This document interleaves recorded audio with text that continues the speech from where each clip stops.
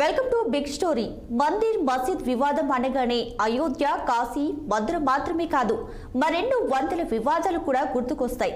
అలాంటి వాటిలో బెంగాల్లోని ఆదినా మసీద్ వివాదం కూడా ఒకటి. ఇటీవలే ఓ హిందూ పూజారి వెళ్లి మసీద్లో పూజలు చేయడం ఈ వివాదాన్ని మరోసారి తెరపైకి తెచ్చింది. మరోవైపున ఈ మసీదులో పూజలు నిర్వహించేందుకు అనుమతి ఇవ్వాల్సిందిగా కోరుతూ సీనియర్ న్యాయవాది హరిశంకర్ జైన్ ప్రధానమంత్రికి లేఖ రాయడం కూడా సంచలనం కలిగించింది. ఈ నేపథ్యంలో ఇవాల్టి బిగ్ స్టోరీ తెరపైకి మరో వివాదం.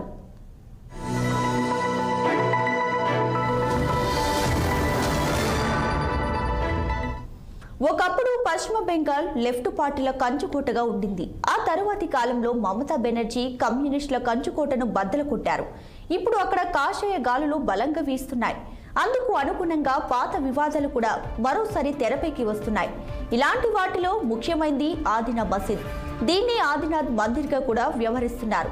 బెంగాల్లోని మాల్దాలో ఆదినా మసీద్ నెలకొంది. ఇటీవల హిందూ పూజారినంటూ ఓ వ్యక్తి అక్కడ పూజలు చేసేందుకు ప్రయత్నించాడు. దీంతో మందిర్ మసీద్ వివాదం మరోసారి తెరపైకి వచ్చినట్లయింది.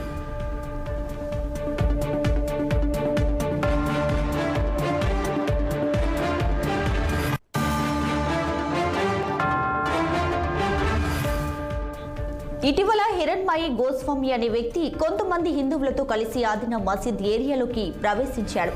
నిజానికి ఇది ఆర్కియాలజికల్ సర్వే ఆఫ్ ఇండియా జాబితాలో ఉన్న పురాతన కట్టడం. హిరణ్మయి గోస్వామి ఆ ప్రాంతంలో పూజలు చేసేందుకు ప్రయత్నించడం, పూజలు చేయకుండా ఆ వ్యక్తిని అడ్డుకోవడం బెంగాల్లో సంచలనం కలిగించింది. లోక్సభ ఎన్నికల నేపథ్యంలో ఈ వివాదం రాష్ట్రంలో పెద్ద చిచ్చురేపింది. హిరణ్మయి గోస్వామి అనే వ్యక్తి బృందావన్లోని విశ్వవిద్యాలయ ట్రస్ట్కు ప్రెసిడెంట్గా కూడా ఉన్నారు. ప్రస్తుతం మసీద్గా వ్యవహరిస్తున్న ప్రాంతంలో హిందూ దేవతల విగ్రహాలతో పాటుగా శివలింగం కూడా ఉందని ఆయన అంటున్నారు. ఢిల్లీ రాజ్యంతో జరిగిన 2 యుద్ధాల్లో సాధించిన విజయాలకు గుర్తుగా ఈ మసీదునంట నిర్మించారు.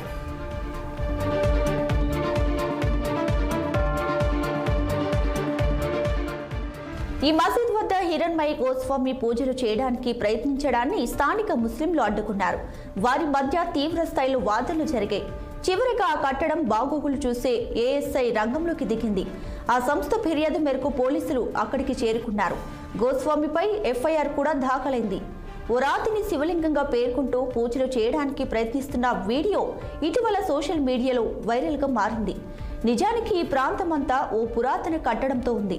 దీని పేరులో మసీద్ అని ఉన్నప్పటికీ ఇక్కడ ఎవరూ ప్రార్థనలు చేయడం లేదు. మరోవైపున ఇది ఓ మందిరం అనే వాదన కూడా ఎన్నో ఏళ్లుగా ప్రచారంలో ఉంది. 19వ శతాబ్దిలో వచ్చిన భూకంపాల కారణంగా ఈ మసీద్ ధ్వంసమైపోయింది. ఆదినా మసీద్ పక్కనే కుతుబ్ షా జామే మసీద్ కూడా ఉంది.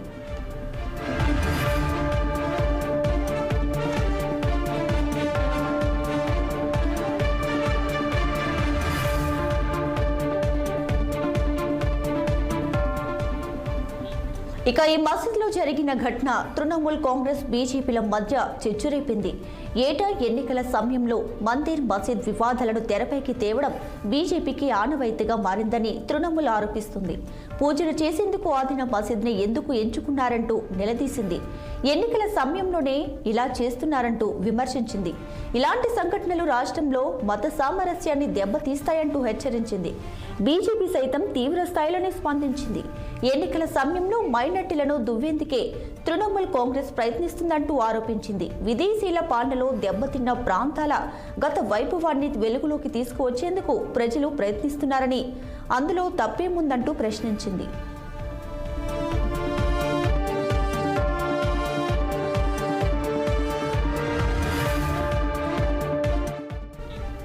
మందిర్ మసీద్ వివాదం తెరపైకి రావడం ఇది కొత్తేమీ కాదు. 2022లో కూడా ఈ వివాదం తెరపైకి వచ్చింది.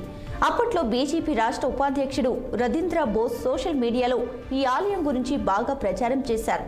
ప్రస్తుతం నిర్మాణం కింద ఒక ఆలయం ఉందని ఆయన వాదించారు. ఆదినా మసీద్ కింద ఆదినాథ్ ఆలయం ఉందని స్పష్టం చేశారు. ప్రస్తుతం అక్కడ ఉన్న నిర్మాణాలను చూసినా అది ఆలయాన్ని గుర్తుకు తెస్తుంది తప్ప మసీదును కాదని స్పష్టం చేశారు. స్థానిక ముస్లింలు మాత్రం ఈ వాదనను తీవ్రంగా వ్యతిరేకిస్తున్నారు. ఎవరి వాదనలు ఎలా ఉన్నప్పటికీ ప్రస్తుత కట్టడంలో హిందూ మత చిహ్నాలు, దేవతల బొమ్మలు, ఆలయ నిర్మాణ శైలి ఉండటం మాత్రం ప్రాధాన్యం సంతరించుకుంది.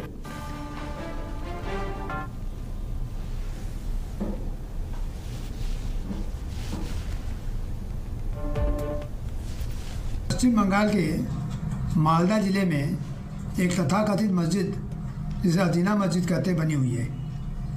यह मस्जिद भव्य हिंदू मंदिर को तोड़कर, जो प्राचीन मंदिर थी, 1364 से 1374 के बीच में सिकंदर शाह जिस समय वहाँ का शासक था, उसने किया था।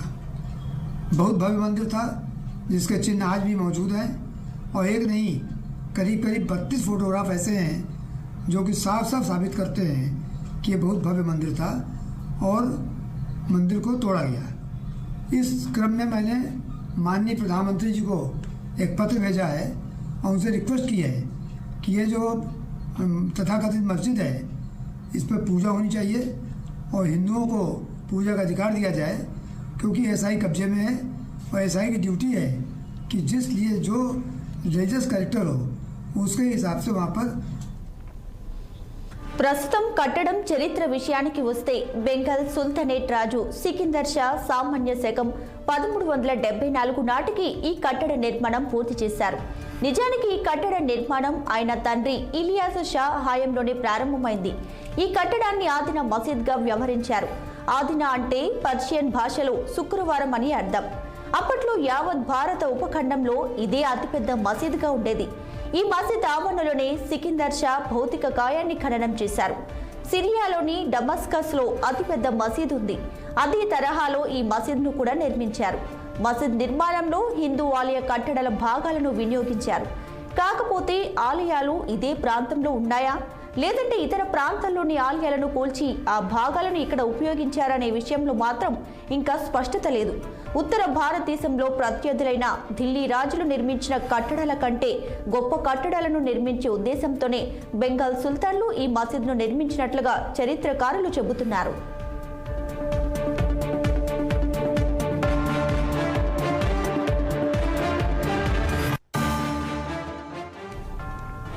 తాజాగా సీనియర్ న్యాయవాది హరిశంకర్ జైన్ కూడా ఈ వివాదంలో తలదూర్చారు. ఆదినా మసీదులో పూజలు చేయాల్సిందిగా ఆయన ప్రజలకు పిలుపునిచ్చారు.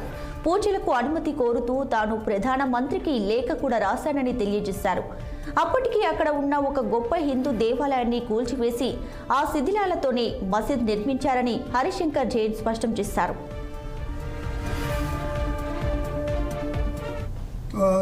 धारा 16 जो एंशिएंट मॉन्यूमेंट एक्ट की है उसके तहत ही प्राविधान है कि जो मंदिर या जो स्थान जिस लिए प्रयोग हो रहा था होना चाहिए, जो रिलीजियस कैरेक्टर हो उसके हिसाब से यूज हो। मैंने प्रधानमंत्री जी को, माननीय गृह मंत्री जी को और जितने संबंधित अधिकारी हैं सबको पत्र लिखकर रिक्वेस्ट किया है कि वहाँ हिंदू पूजा पाठ प्रारंभ कराई जाए।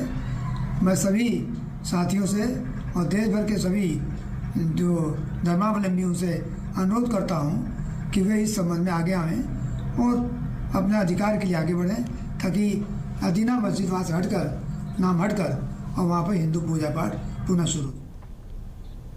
ఇక హిందూ సంఘాల కథనం ప్రకారం ఆదినా మసీద్ కింద ఆదినాథ్ ఆలయం ఉంది. కాశీ విశ్వనాథుడు తన స్థలాన్ని తిరిగి పొందినట్లుగానే ఆదినాథ్ కూడా తన స్థలాన్ని తిరిగి పొందుతాడని హిందూ సంఘాలు అంటున్నాయి. ఈ భవనం ఉత్తరం నుంచి దక్షిణానికి 500 అడుగుల పొడవుతో, తూర్పు నుంచి పడమరకు 300 అడుగుల పొడవుతో ఉంది. భవనం ఎత్తు 60 అడుగులు. గ్రానైట్తో చెక్కిన 260 స్తంభాలు ఉన్నాయి. వీటిలో 150 మాత్రమే ప్రస్తుతం మిగిలాయి. మొత్తం మీద చూస్తే ఆదినా మసీద్ చూసేందుకు హిందూ ఆలయం మాదిరిగానే ఉంటుంది. అయోధ్య వివాదంపై సుప్రీంకోర్టు తీర్పు వచ్చిన తర్వాత ఆదినా మసీద్ కూడా మరోసారి బాగా వార్తలోకి వచ్చింది. ఈ మసీద్ను ఆలయంగా ప్రకటించి పూజలకు అనుమతించాలని హిందూ సంఘాలు డిమాండ్ చేస్తున్నాయి. ఇటీవల వారణాసిలో మసీద్ కింద భాగంలోని శివాలయంలో పూజలకు కోర్టు అనుమతించడం కూడా హిందూ సంఘాల గొంతు పెరిగేందుకు కారణమైంది.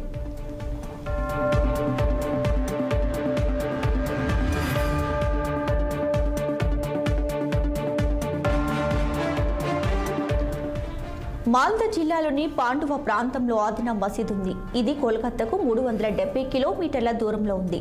శతాబ్దాల తరబడి ఈ ప్రాంతం హిందూ, ముస్లిం రాజుల పాలనలో ఉండింది.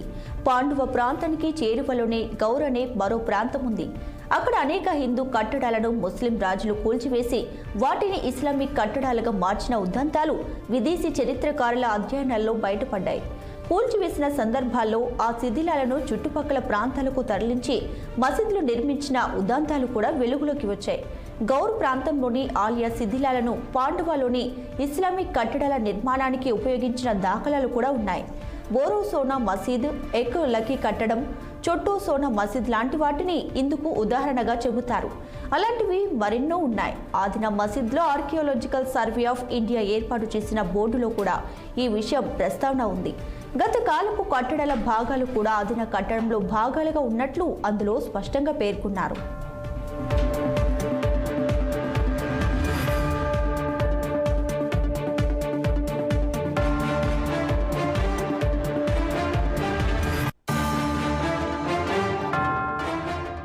ఈ మసీదు కట్టడానికి సంబంధించి మరెన్నో విశేషాలు కూడా ఉన్నాయి. ఈ మసీదును చూస్తే ఇది ఇస్లామిక్ సూత్రాలను చాటి చెప్పేదిగా కాకుండా దేవుడి అంతర్గత లక్ష్యాలను వ్యక్తీకరిస్తూ సూఫియుజాన్ని బోధించేదిగా ఉందని కేథరిన్ లష్, సింధియా టాల్ బాడ్ లాంటి చరిత్రకారులు భావించారు.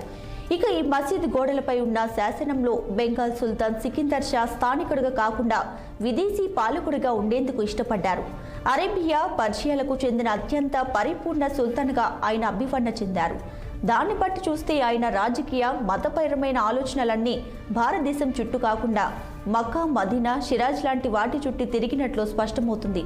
జేడీ బెల్గార్ అనే హిస్టోరియన్ అభిప్రాయం ప్రకారం ప్రస్తుతం ఆదిన మసీదున్న ప్రాంతంలో 7వ శతాబ్ది కాలానికి చెందిన గుప్తుల తరువాతి కాలపు ఆలయాలు ఉండేవి.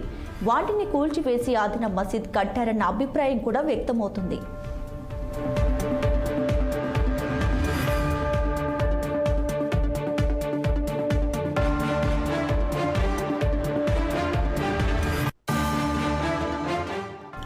పంతొమ్మిది 31 నాటి సంతాల్ తిరుగుబాటు సందర్భంగా ఈ ఆలయాన్ని కాపాడేందుకు జితూ సర్దార్ తన ప్రాణాలు అర్పించినట్లు చెబుతారు.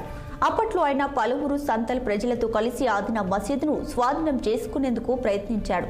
స్థానిక ముస్లిం జమీందార్ల అరాచకాలను నిరసన తెలిపేందుకు ఆయన ఈ ప్రయత్నం చేశారు. ఆయన ఈ మసీదును ఆదినాథ్ ఆలయంగా ప్రకటించారు. దాన్ని తమ పోరాటాలకు ఒక కోటగా చేసుకున్నారు. అక్కడే సంతాల్ ప్రజలు కాళీ మాత పూజ కూడా చేశారు.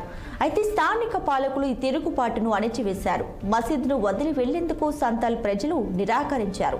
దాంతో జితూ సర్దార్తో సహా 6గురిని అక్కడికక్కడే కాల్చివేశారు. పోలీసులు మసీదులోకి ప్రవేశించి మిగిలిన సంతాల్ ప్రజలను బందీలుగా పట్టుకున్నారు. దాంతో ఆనాటి సంతాల్ తిరుగుబాటు ముగిసిపోయింది. అదంతా గతం. ప్రస్తుతం మాత్రం పరిస్థితి చూస్తే ఆదినాథ్ తరహాలో మందిర్, మసీద్ వివాదాలు మరెన్నో వచ్చే అవకాశం కనిపిస్తుంది.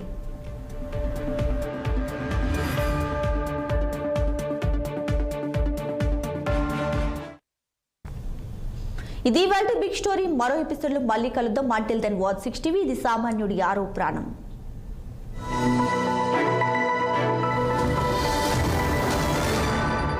నువ్వు ఉన్నావు అన్న వాస్తవమే దేవుడు